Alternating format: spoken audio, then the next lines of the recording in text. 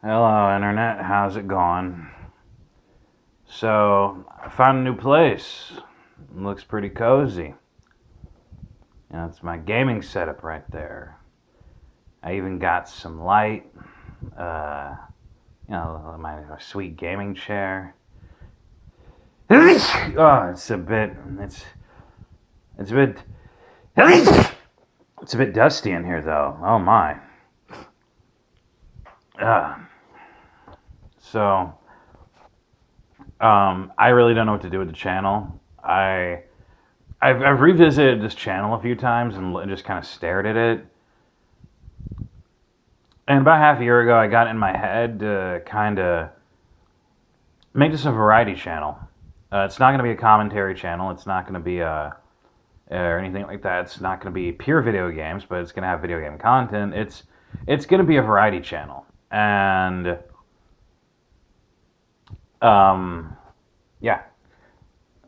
So for my introduction, I guess my reintroduction. Really, an introduction isn't necessary. I have been around for a while. It's just I tend to lurk more than I actually pop my head out of the fucking ground. Like, literally. I tend to be underground and I rarely come to the surface. I'm like a fucking mole man. So, I honestly had this idea about half a year ago. I would call it random rants, and it wouldn't be the sole focus of the channel, but it would be part of it. And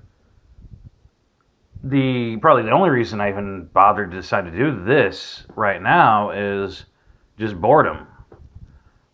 And so that would be actually a really good place to start with my random rants, I guess. Is the source behind this boredom and what the hell is going on with that. See, I have never worked in customer service. And I swear to God, I don't know what it is about customer service that breaks your soul, but just about every person that I get on the line with customer service for fucking anything sounds like they either want to kill me or kill themselves. And ISPs are no different. So I guess this all goes back to several years ago.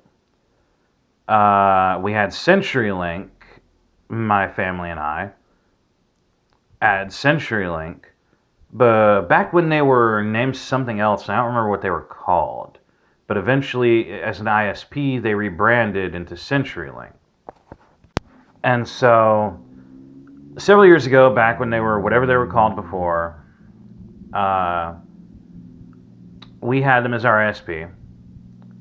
And I believe our bill was in the ballpark of $60-something a month.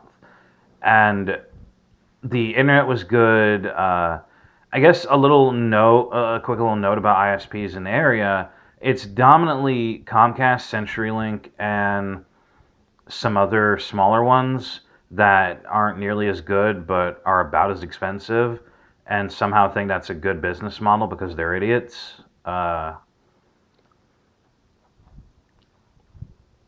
And both have their pros and cons. With Comcast, you can get better speeds than with CenturyLink, but you have a 1 terabyte a month bandwidth cap on your internet. With CenturyLink, on the other hand, you have... and Comcast is fucking expensive. With CenturyLink, it's much cheaper. It's geared towards poor folk like myself. And it's... you don't have a bandwidth limit, but your internet speeds are slower. I think it's like you can get up to 1.5 or 2 Mbps with Comcast, but you can only get up to like 1 Mbps with CenturyLink, and that's still serviceable for me. That's fine. I just want to pay less money. So several years ago, we had CenturyLink as our ISP. Our bill went around $60, $60-something. Except about $20 of that was literally listed on our bill as additional services. Now, we didn't use CenturyLink for anything but internet.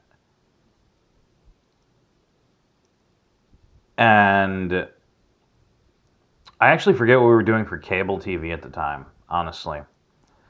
I think we might have had like Comcast basic cable or something separate. So CenturyLink, they're charging us $20 extra, and I'm talking that our bill, our $60-something bill, that's including that.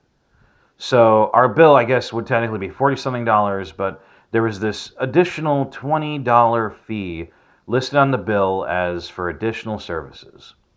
And whenever we would get them on the line to try to ask them what that meant, they would simply tell us it's additional services. They would not elaborate on what those services were whatsoever. So, we didn't get it. I still don't get it to this day. But at the time, this was, mind you, several years ago. This was probably about a decade ago, in fact. So at the time, we're like, fuck you then. If you're gonna scam off the top and scam us like this, we're gonna go to a different ISP. That was a bad idea. That was a terrible fucking idea. We went with the only other good option in the area, Comcast, and our bill shot up dramatically. It was like around $100 to $120 a month. As opposed to like $65, maybe topping off at $75 maximum a month. Much, much more expensive. And we had this full package deal where we had Comcast, internet, cable, and a home phone line. And as an aside, nobody uses a home phone line anymore unless you're an actual boomer, or actually probably even older than that.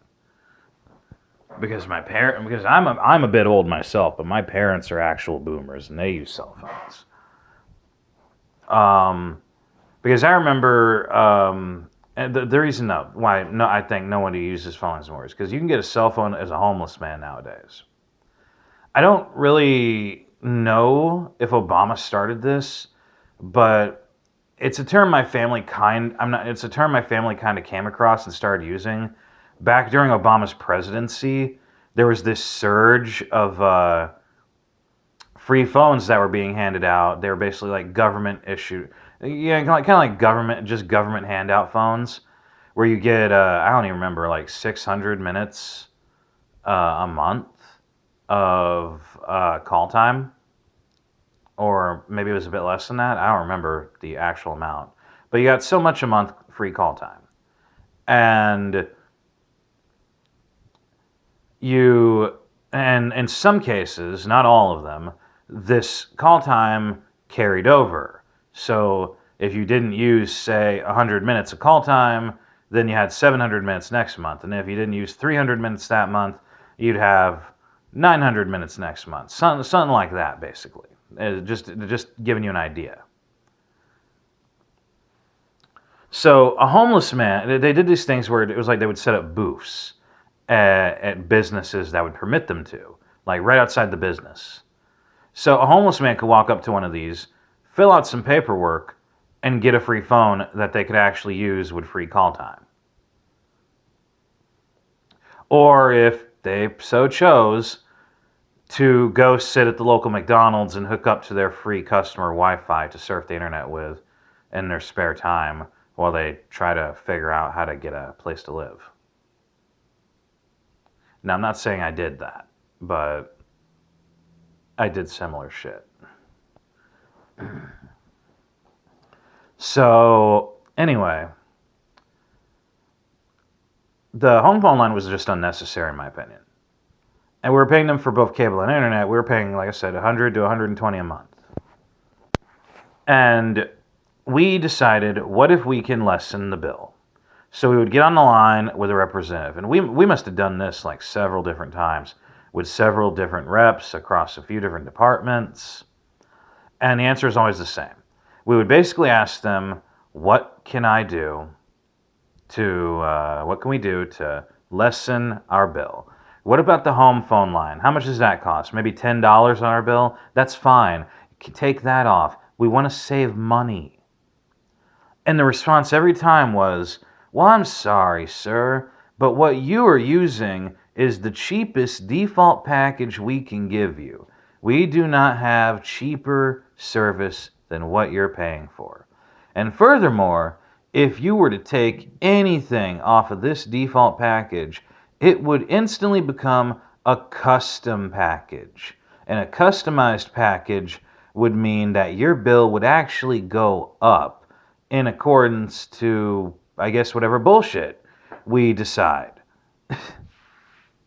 Now, I'm not going to say I've never seen a company or a person be so upfront about such a using such scummy tactics, but I can't remember the last time. But I can commonly say I can't remember the last time I've seen prior to that I've seen a company or a person or anything like that just upfront tell you how hard they're going to be fucking you in the ass, and there's nothing you can do about it.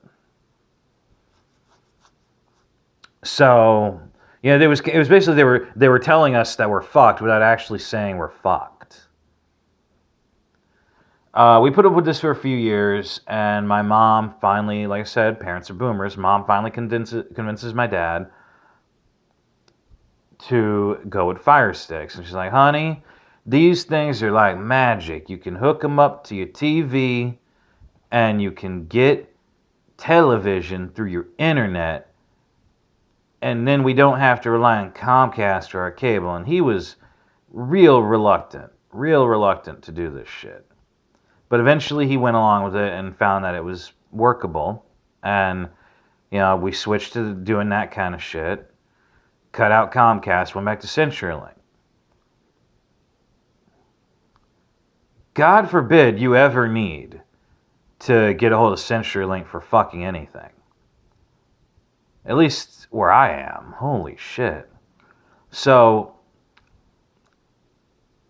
the way it works with customer service at CenturyLink, the way it worked several years ago, about a decade ago, was you would still use their call line, but there was also a local branch that you could use to just walk in and I'm not trying to sound mean when I say this, but you could walk in and you could basically trap them.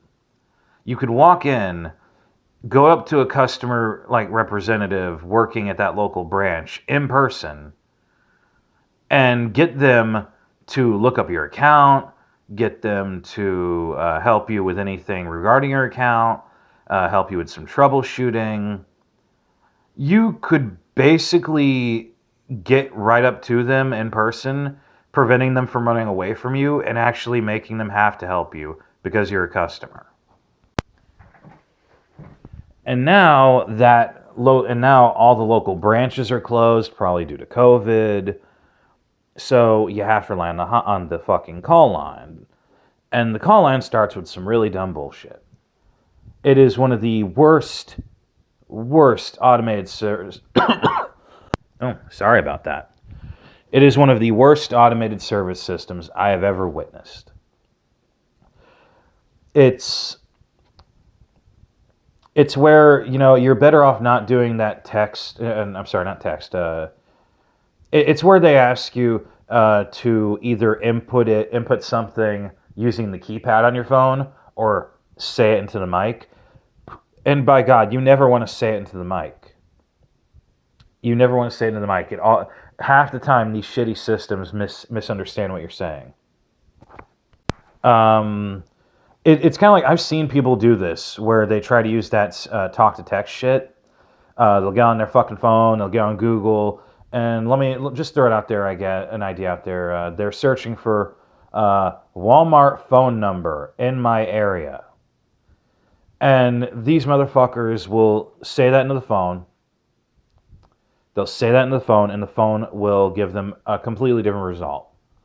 And they'll just keep doing it. They'll just keep I've seen people do this for upwards to about 2 minutes, constantly going, Walmart phone number in my area. Walmart phone number in my area. And it's the point where it's like, my God, just take the extra bit of effort to type it into Google. Fuck. So, of course, with these call centers, you never want to do that because they always misunderstand what you're saying. So you always want to type it in. But then if you're too slow, and again, this is something I have personally encountered. If you're too slow typing something in when you're at the call center shit, they will straight up either skip to the next step or it'll reach a point where it's like the automated system is designed to hang up on you because you didn't input the information it asked for. So it's kind of like I have to remember shit by heart, and sometimes I'm not that good at that. So I have to have just this notepad right in front of me every time I do this. Every time I call CenturyLink, this notepad right in front of me with like name, social, phone number, address. We just moved to a new address. I didn't even know our current address by heart yet. So I finally like, and I've almost never had to call CenturyLink customer service. So I'm not used to this, how the step-by-step process of this call center. So it takes me a while. It takes me a while to get through to a point because, and again, this is something I personally experienced. I've called call centers before and customer service lines where at any point in the step-by-step process of the automated service system, all you had to do was loudly say representative into your phone, and it would say, please wait while we get you on the line with a representative. This one didn't have that. This one doesn't have that. You have to actually get to a certain step in the process just to even be permitted, like, okay, we will connect you to a representative. And it's bullshit. What's even more bullshit, though, is that the representatives don't care about their fucking job. Now, this isn't me dragging too much my personal life in here. I am not going to drag personal shit into these video ideas. I guess you could say fucking podcast ideas. But my mother used to work in customer service, and she worked at a call center a long time ago. And back when she worked at a call center, she would often tell me stories about this. Back when she worked at a call center, she would need to actually put up with the customer's bullshit. Actually, no, I think it was that she had to make the calls to reach out to people, is how it worked. And if anybody cussed at her or was belligerent with her, very rude to her, she just had to deal with it. She couldn't hang up on them. She couldn't talk back because then she'd be in trouble. That's how her job was. Apparently things have changed a lot since then. Because now people can just fucking now employees can just fucking hang up on you if they feel like it when you're the paying customer. So I finally get online with some people. And this is, like I said, the local branches are closed, so they're doing the call center shit. Except I don't think they're routing me. I realized right away they're not routing me through a call center to a different office or a different branch. They're routing me to people's homes. They're having all their customer service representatives work from home. And the way I picked up on that is the very first representative I get a hold of in this few-day process of trying to do this shit. And I guess the context for this is the internet. Something was wrong with our internet when we moved in here. It kept fucking up. It kept cutting out constantly all throughout the day, every day. So, and we tried everything on our end. We couldn't figure it out, so we decided maybe it's something on their end. So the very first rep I get on the line, I can tell she's actually getting out of bed. And that's another thing I'm going to point out here. The majority, I think all but one, I ended up talking to like a dozen or more different representatives, service reps. And all but one of them was a woman. So the very first one I got on the line, I can tell this woman is getting out of bed. I can hear the covers moving. I can hear her yawning. This woman literally is supposed to be on the clock. This is supposed to be like her, like they're having her work from home. She's an employee. She's being paid. But she's being paid to do whatever the fuck she wants because she's at home. So she chooses to nap at like 2 p.m. And I guess I was the first person to call her after she decided to go to sleep. I was the first customer to be directed to her. When she decided to go to sleep, So she's yawning. She picks up her phone and she starts speaking in the thickest fucking accent I can imagine. It's this, I can't even understand her. So I keep asking her, can you transfer me to a different representative, please? I actually have trouble understanding you because of your accent. I just put out there very bluntly, very plainly. And she is she's not she is it's not that she's outright refusing to do so, it's that she's almost acting like she can't understand what I'm saying. And for all I know, maybe she couldn't. I don't fucking know. So I hang up myself that time. That's the only time I do the hanging up. From here on out, I get representative after representative that I try to talk to, try to calmly communicate to, and go through the process of working out my shit with my internet. And every single one of them is hanging up on me in the middle of the call.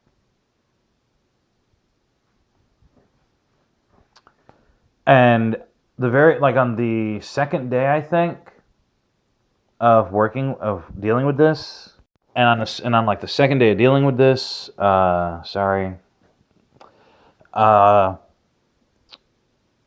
get like the biggest fuck you kind of. I keep trying, keep getting hanged up on. Finally, it's almost 6 o'clock. It's almost 6 o'clock. I'm waiting and waiting. I'm on hold for like 15, 20 minutes. Finally, I get somebody on the line, and it's a black woman. I can clearly tell in her voice. You can tell when a black woman talks to you. You can tell even without looking at her. That's a black woman. This black woman picks up and says, "Hi, and gives her name. I don't remember what her name is. Don't care. I get one word in. I say, "Hey." Hangs up on me. I'm thinking, what the fuck's going on? So I call back again, and I am in the span of like 2 minutes immediately realize what happened, because the automated service system tells me you have contacted us after hours. That's when I realize, oh, so this bitch picked up the line after I was on hold for 20 fucking minutes, introduced herself, and then immediately looked at her clock and realized, oh, snap. I'm off duty. Fuck this little shit stain. I'm going to go do my thing. And hangs up on me. No sense of like, I'm off duty, but I'm already on the line with the customer. I should at least help them out. And then that's the last one I deal with today. Nothing like this. Hell, even when they're on duty, it's nothing like this. It's this fucking, I don't give a shit about my job attitude. I don't care about the paying customer. Fuck them. Like, what the shit?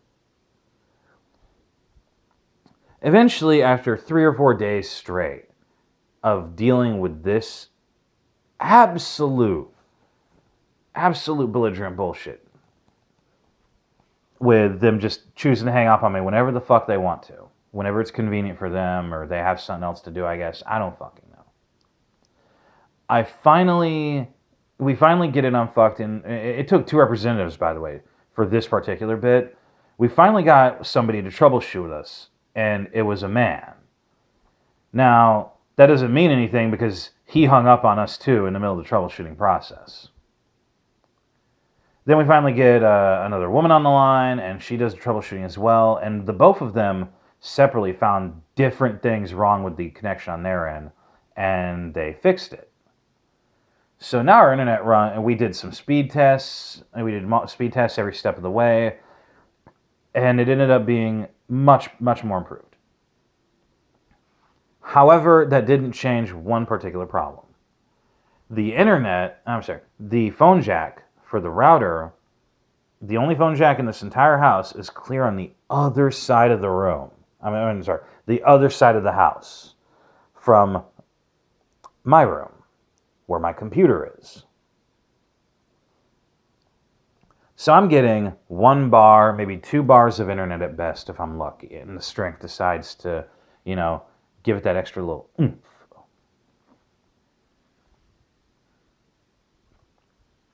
And So I call Comcast. So Comcast. I said it again. I always want to say Comcast when I say CenturyLink. So I call CenturyLink up. I get a rep on the line, and I start asking this rep about. And this is another thing that really fucking bothered me. I start asking this rep about if they had like a Wi-Fi extender or signal booster or something like that, and she's like, "Oh yes, we have a signal booster. It costs $99." So then I proposed another idea. I'm like, okay, well, the living room in this house is centrally located.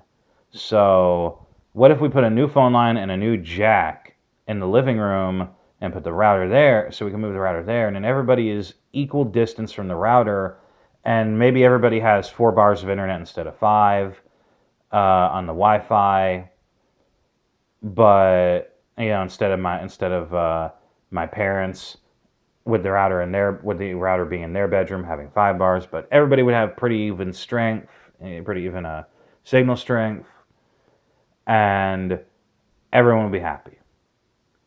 Well, I'm sorry, sir, but it's $99 to put a new phone jack in and to run a new entire line in through the house. You're looking at $2.70 a day added onto your monthly bill. Just do the quick math on that. That's like not even doing exact math. That's like 70 something, maybe 70 something dollars more on our already existing bill of again, like I said earlier, like $60, $40 to $60 or whatever.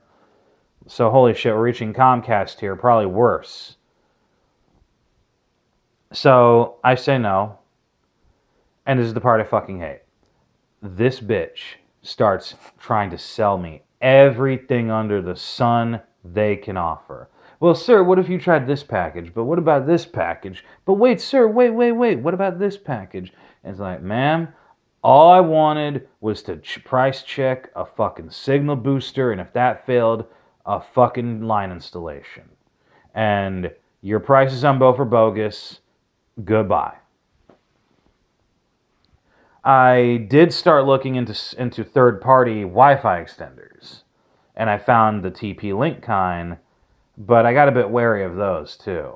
Not two, just I got a bit wary of those. I found one on Amazon, really, really good price. Except there's like no in between here. The reviews are all either 4 or 5 star or 1 star. So I'm wondering what's up with that. Why is there no absolute middle ground? And I'm pretty sure there's like a term for this kind of thing when, one extreme or the other. So I'm looking at the reviews because I'm kind of suspicious. I'm seeing there's like a lot of 4 and 5 star reviews, but for every couple or so 4 or 5 star reviews, there's a 1 star review. And the 1 star reviews are all split between 2 things. The first thing is a bunch of different people all saying they had problems with the device after various lengths of time. I had this for like 6 months. I had this for 5 months. I had this for 3. I had this for 3 weeks, for 2 weeks, for 1 week, for 3 days, and it crapped out on me. Now it won't connect to the router. Now nothing I do is working, and I get on the line with, and this is also in line of customer service. I get on the line with every one of these motherfuckers. It is also describing how they tried to get online with customer service, and the customer service for TP-Link did not give a shit, would not help them.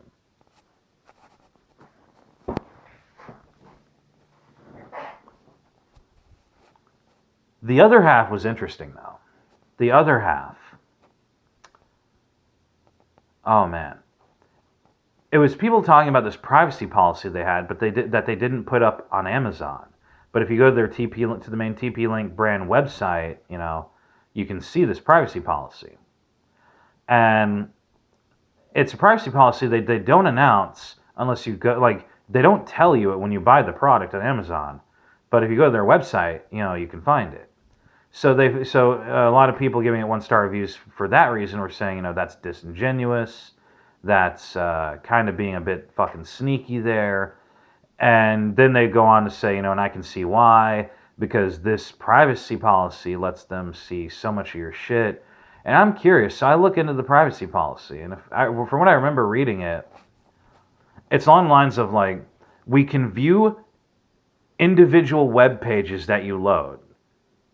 Because the idea is you plug the device into your wall at a certain point in your house, and it picks up the Wi-Fi signal of your router, and then it broadcasts that Wi-Fi signal at a roughly an equal range. I guess is how it's advertised, to kind of fill in the gaps and take care of Wi-Fi dead zones. So this privacy policy, it's like, we can see individual web pages you load through our device. I think it even said something along the lines of we could see individual images you load through our device. We can see, what websites you visit. We can see all kinds of shit. And one particular among these one-star reviews interested me, where this man stated that, this guy stated that he had the device for a short amount of time now, and he's suddenly getting a bunch of scam calls constantly, like more than he has ever gotten. And I'm thinking maybe this could be a coincidence. This could probably be a coincidence, Maybe something else. Maybe he fucked something up, and a bunch of scam call centers have his number now, or maybe something else happened that got his phone number leaked. But let's give this the benefit of the doubt. Provided in the event that it is the TP-Link Wi-Fi extender that gave his, and then this is another thing, by the way, because the privacy policy outright states, this is what I don't fucking get. Like, I don't get how this is even allowed. The privacy policy outright states on the TP-Link site that they do, and they will give information logged by the device of your internet activity. Again, what images you load, what web pages you load, individual web pages you load, etc., to third parties who can do whatever they want, and they are not liable for anything these third parties do. I want you to soak that in. I want you to really soak that in. The TP-Link privacy policy outright admits to you, yes, we log your information and we give it to complete strangers, to third parties. And once we do, our hands are washed of it. We are not liable for anything those third parties do with the information we gave them of yours. Their privacy policy outright fucking states this. And so I got to thinking there are two possibilities then, off the top of my head, just theorizing here, as to how this happened with this one particular person who left that review. Either A, because the device can probably detect what their IP address is, they could use some kind of geolocation bullshit, find out what their location is, and through that, simply find out information about them by doing some simple searches and get the man's phone number. And then they proceed to give the phone number to scam call centers. B, and arguably worse, as if this wasn't bad, the first possibility wasn't bad enough, the device could probably, potentially, again, this is just me throwing shit at the wall, seeing what sticks, throwing out a theory here, potentially not only log individual web pages and images that are loaded, but probably even keys that are pressed. So, like a keylogger, basically. So it's like, there's potential, there's nothing about that in this privacy policy. But what if they didn't put that in? What if they're already doing scummy shit? They're already doing really, really heinous shit here. What if they just chose not to put in the privacy policy even worse shit that they're doing, that they don't mind doing? What if this actually does, have a keylogger? So if I'm using their TP-Link Wi-Fi extender, what if every time I log into an account, they're getting my username and password? What if, this guy could have, and the idea is behind this is, this guy could have filled a form out online where he had to input his cell phone number. And then suddenly, you typed it in, we grabbed that, now we're going to give it to scam call centers. So it's one of these. It's probably one of these two possibilities that I'm thinking of. is either he willingly typed in his own phone number onto a device that's possibly keylogging it, or they simply just did the work themselves and used the information they had on the guy to find his phone number and give it out to scam call centers. So I got to looking into this more and more and ultimately decided, I ain't touching this shit.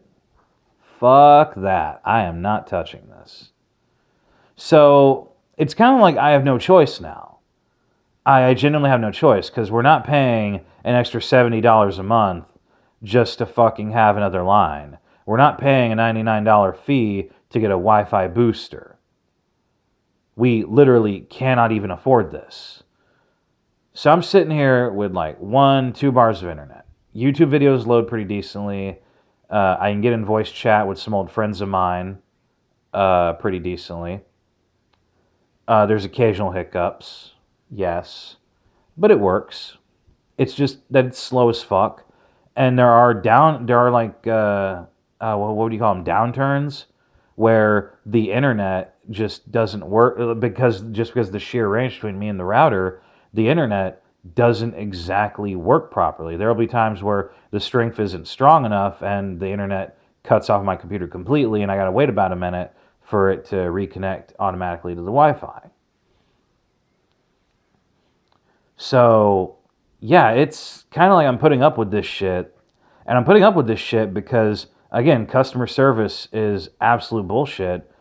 And the ISPs and all the ISPs want nothing more than to fuck you over and get as much money as possible, and they don't care about the customer. So, there's your random rant. That's why I started even doing this in the first place. I got bored. I mean, I got plenty I could do, but it's like it's just the modern day convenience. I've always been used to having internet, regular internet access.